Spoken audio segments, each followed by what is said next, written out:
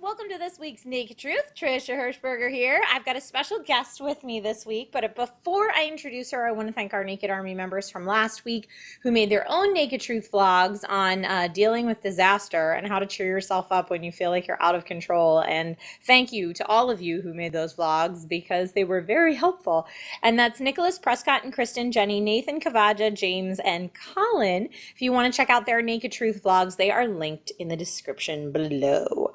All right, so now to our guest and our topic for this week. I have Miss Ashley V. Robinson on the show. Hello. Thanks for having me. Thanks for coming on, Ashley. So Ashley is an actress who, if you spend a lot of time online, you may have seen in the Red Shirt Diaries. You may have seen her on Collider. And she also is a wonderful writer and has worked all over the place for a lot of companies that I super respect. Comicbook.com, Top Cow, lots of really cool stuff. And I've known Ashley for a while now. So I was like, hey, For can I get forever naked on your in show? And LA she was times. you actually emailed me and was like, hey, I want to get naked on your show. Well, you had my husband, so I had to follow suit. It's true. Yes. If you guys saw the Naked Truth on, what do we do, Aliens? Something like that, I think I so. think we did Aliens. If you saw that, that's Ashley's husband, and he is also very awesome and a good friend of mine. But yeah, for those of you who this may be your first Naked Truth that you're watching, just so you know, this is not a sexy show. The nudity in the show is all about being open and honest and just communicating in the rawest way that we can. So today we're talking about comic books and specifically how to make your own comic book. I know so many people that go to Comic-Con every year and it's like their dream to be discovered at Comic-Con. Did you ever have that feeling? Not at San Diego Comic-Con. Okay. I didn't go for the first time until 2 years ago, and by that point it was already like this overwhelming, like it's a movie thing. You have to be somebody to be somebody. But the way that we actually got the comic that we're currently kickstarting picked up was we took an iPad with our first 5 pages around to a bunch of different companies at conventions, and the company that picked it up, Action Lab, like signed us at Phoenix Comic Con because we could show them like all the art. I'm doing this action like it makes any sense. We could show I know what them. you're doing. You're swiping on a tablet. I got it. Yeah, we're on Tinder. It's great.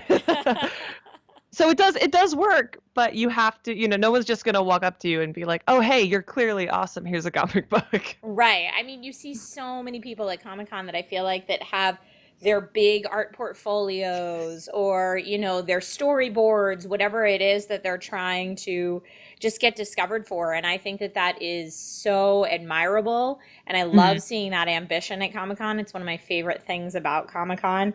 I can't believe you've only been going for 2 years. That's so funny to me. But you didn't live here for a while, right? I didn't. I've only lived in California for 7 years, but I only started going to Comic Con when I was going for work, when I was going like as a professional. Like I could not. I was really poor when I when I first came to California, so I like get it.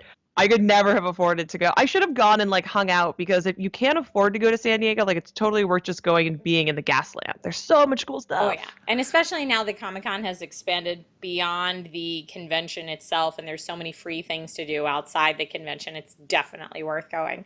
Okay, There's but so much. speaking of being poor, so if you're like, okay, I want to create my own comic, but I don't have the money to self-publish necessarily, there's a couple different ways to go about creating your own comic, whether you choose to go the digital route, the printed route, self-publishing, if you want to go out and sign with somebody, so many different ways. So I want to start at the beginning. So when did you actually say, I think I want to make a comic book? Uh, that's an interesting question. So in 2013, I entered the Top Cow Talent Hunt. They do that every year where you write a 22-page spec script and they pick winners and you get to write more stuff. And so I was one of the runners up, which is really cool. That's how I got to write.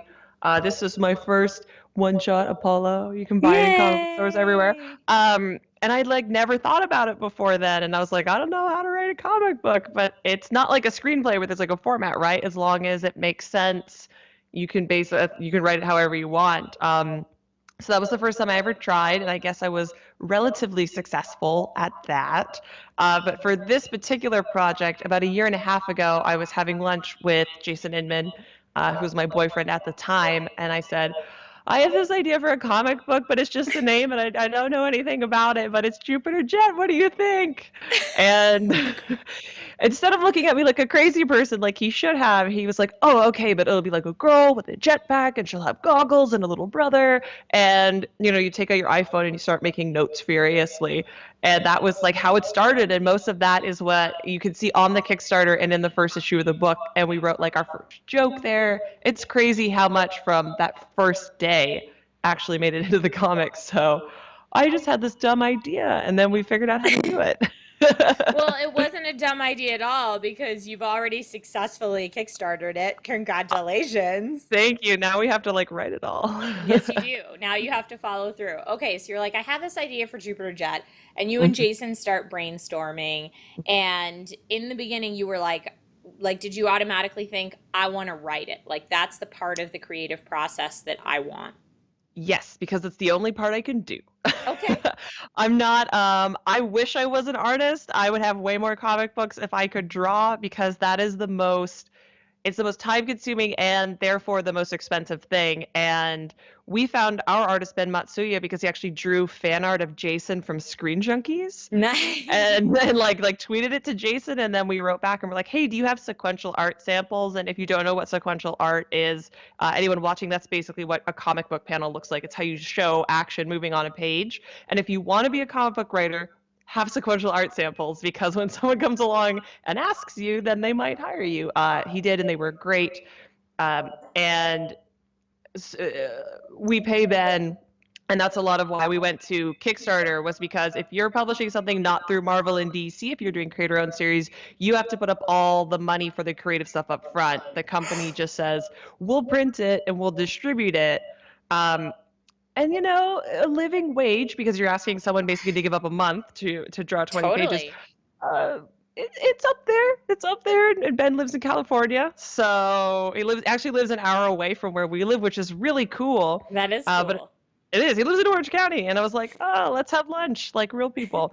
But so art can be very expensive. But so the easiest way, I guess, to make a comic is probably like draw it yourself. Yeah. How did you settle on like this is the art style we want? Like I know like you got the fan art from Ben. But I mean, were you thinking ahead of time of a specific style, like a grittier style or a more cartoony style? Like what did you envision?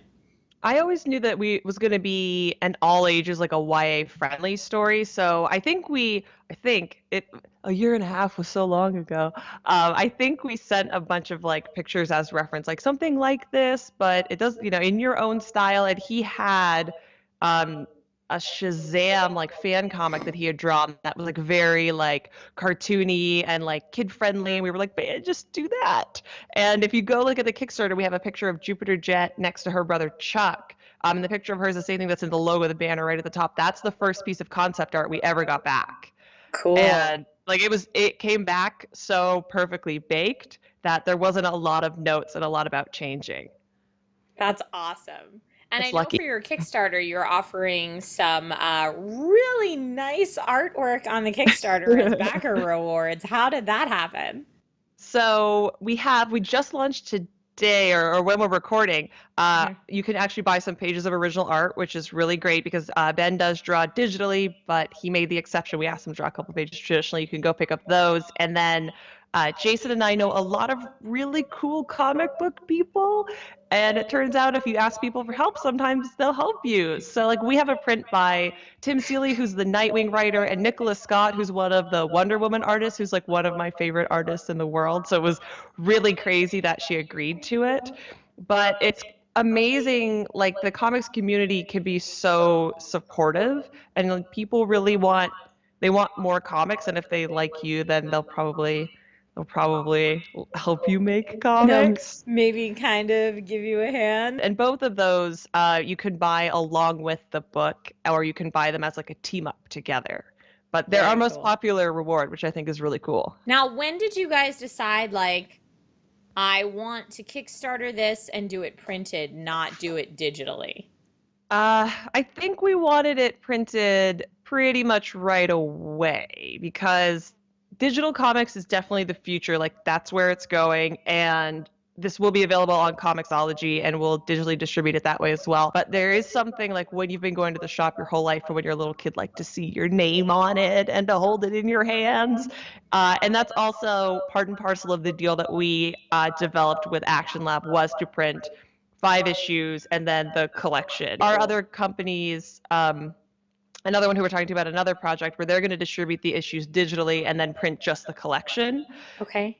So it's kind of what people want to do for you. It's kind of what like the boss company says, but like I always would have wanted to have the floppies. Like they're really, really cool. And we met them, or we started talking with them at Phoenix Comic Con last year, which is in June, and then finalized the paperwork in September, so right around the middle of last year. And then we knew we had to do a Kickstarter because I straight up just can't afford to pay for all those pages of art. Again, like you have to pay a living wage, and we have a letter, an artist we're paying for, a line art, colorist, and a letterer. Those are 3 people. Wow. It adds up, as it turns out. And Jason and I aren't taking page rates. We're not getting paid for this. We're just making sure that everyone else who's spending more time is getting paid.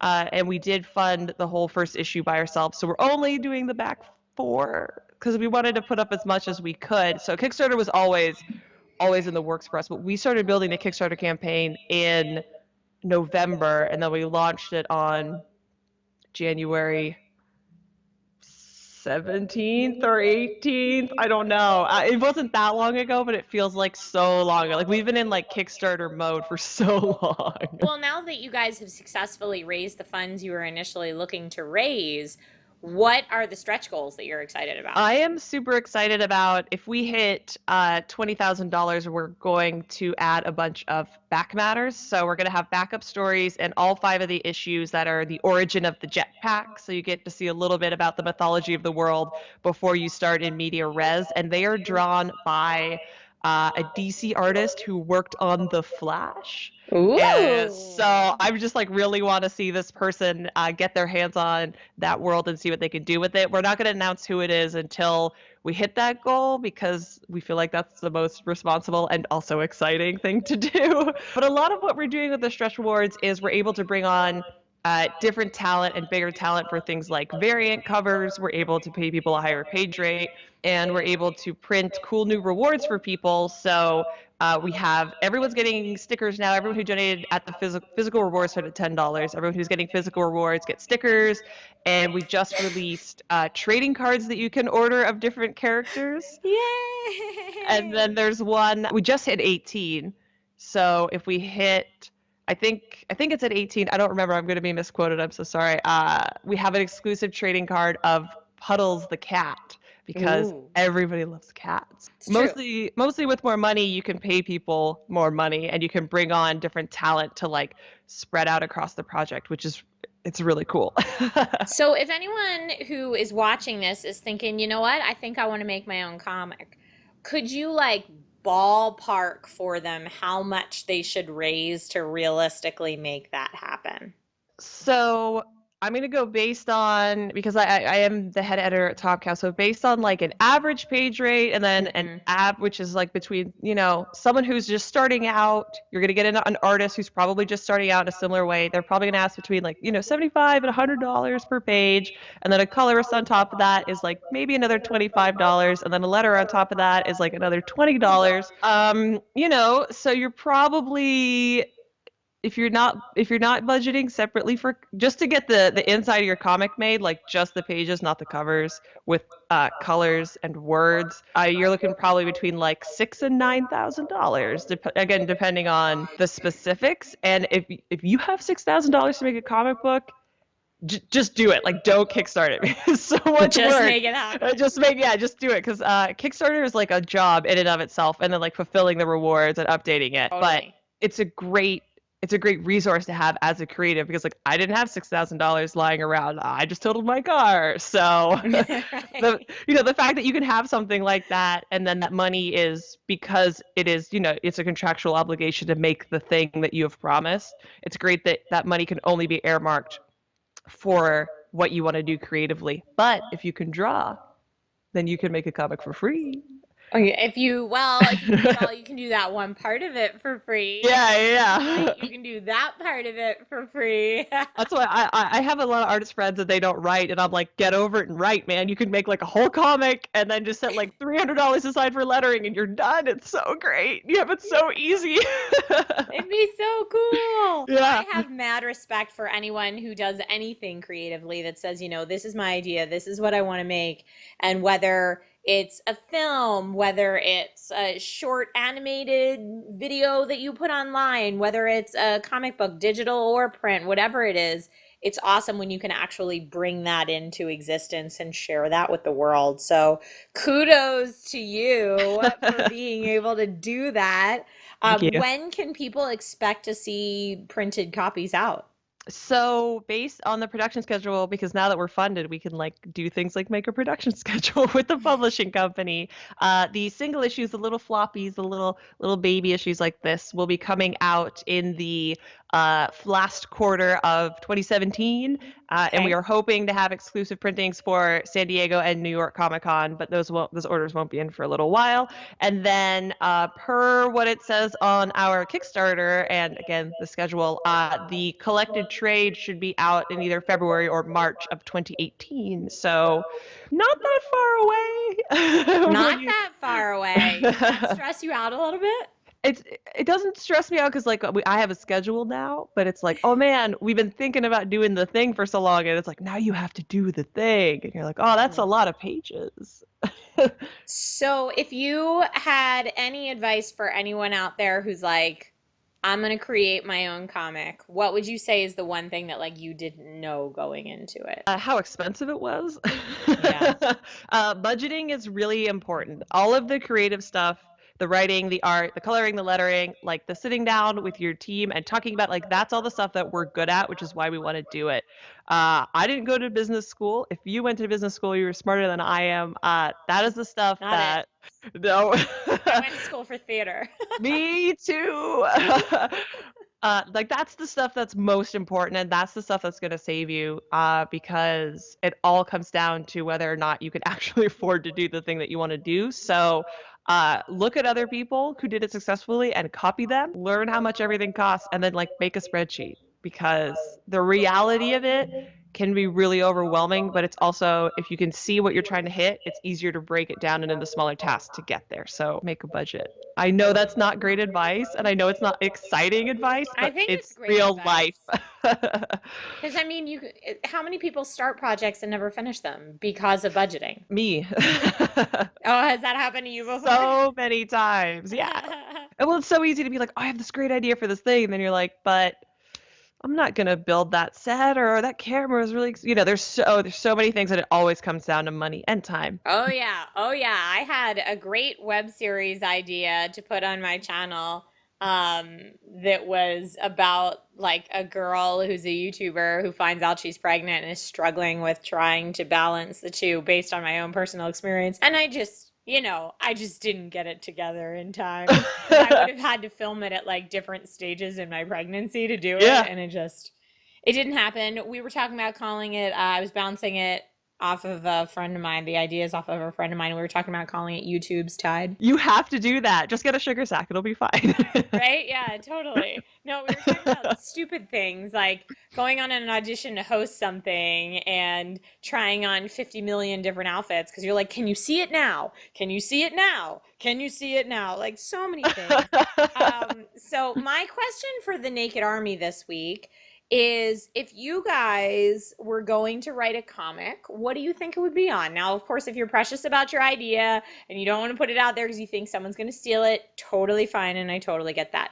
But if you're comfortable sharing, let us know what it would be about. So to kick that off, Ashley, tell us a little bit about the storyline of Jupiter Jet. Jupiter Jet is about a 16-year-old girl with a jetpack. I think you'd be surprised to learn that. In 1935, and her jetpack is powered by a mysterious power source that was given to her by her father, who died under equally mysterious circumstances. So what does she do? She Ooh. robs from the rich, she gives to the poor, she punches bad guys with glowing eyes and ray guns, and then on the final page of the last issue, there's a really big science fiction twist, and everything is not as it seems. Ooh, I like it. And there's a cat. I would probably do something about like deep underground societies of vampires and creatures of the dark. And it would be a very, if you mix like the world of Blade Hmm. with kind of like the cheeky fun of the Spike comics. Ooh, Yeah, you that's should if write I that. were That's gonna a make great something, that's what pitch. I'd want to make. Yeah, that's what I'd want to make for sure. You got to So make it and yeah, then sell the rights for a movie and star in it. perfect. So Just easy. don't be pregnant at the time, maybe. Yeah. Unless the superhero is a pregnant lady, and then, Awesome. Well, Ashley, thank you so much for coming on the show today. Thank you so much for having me. I really appreciate it. Yeah, this was really fun. Guys, if you want to check out Jupiter Jet, if you want to check out what Ashley's up to, where can they find you? You can find me on Twitter and Instagram, always at Ashley B. Robinson. Tweet me cute animal pictures, please. Okay. And you can find all Jupiter Jet things at jupiterjetcomic.com. It'll take you right there. Or if you hate shortcuts, you can just Google it. We finally beat the jet skis with the same name. I didn't even know there were jet skis because I have 100%. Every time I find your Kickstarter, it's by typing into Google Kickstarter Jupiter Jet and it comes right up. I didn't Google it until like right before we launched it, and it's apparently like a line of jet skis or like ski doos or something like that. And I was like, oh, this is Okay. why you should Google things before you name them. Yeah, I guess Googling to make sure no one else has thought of the name is This is a good one. probably, there's Yeah. another piece of advice Oh, and for you copyright guys your out there. copyright your logo. For sure. Definitely do that. And does the copyright where you just mail it to yourself and is sealed and like time stamped on, that doesn't really work? No, you gotta cough up, build that into your budget, pay to copyright your logo. It's like $100. Awesome. Good to know. Again, well, Ashley, thank you so much for joining. And everybody, thank you so much for watching this week. If you want to make your own naked truth about the comic book that you would write and maybe star in if you sold it and there was a movie made of it, if you want to make that naked truth, make it, upload it to YouTube, and then send it to me using the For Business inquiries in the About section of this channel. You guys are my business. So thank you guys so much for watching, and I'll see you next week. Bye.